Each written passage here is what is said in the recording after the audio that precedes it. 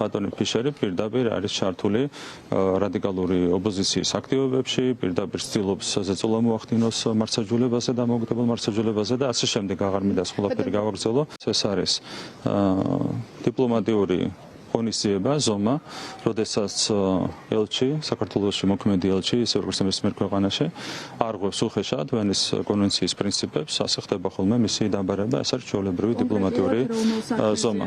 მე მგონია სრულიად ზედმეტია ბატონ ფიშერზე კომენტარების გაკეთება, მას ამოეწურება, როცა იქნება საკუთარი უფლებამოსილების ვადა და დატოვებს ქვეყანას, აბსოლუტურად ზედმეტი მგონია ამ კაცზე რაიმე კომენტარის გაკეთება. ეს დაბარება დიპლომატიური სანქციის ფორმაა. ეს უჩვეულოა მეგობრულ სახელმწიფოებს შორის. თანამედროვე საქართველოს ისტორიაში პირველად დაიბარეს გერმანიის ელჩი საგარეო უწყებაში. შეხვედრაზე მტკიცედ უარყოფს უსაფუძვლო და პროვოკაციულ ბრალდებებს, რომლებიც გაკეთდა გერმანიის ფედერაციული რესპუბლიკის და სხვა ელჩების მიმართ. დაუგმობს საქართველოს ამჟამინდელი მთავრობის არსებულ კურსს, რომელიც ეწინააღმდეგება ევროკავშირის წევრობას.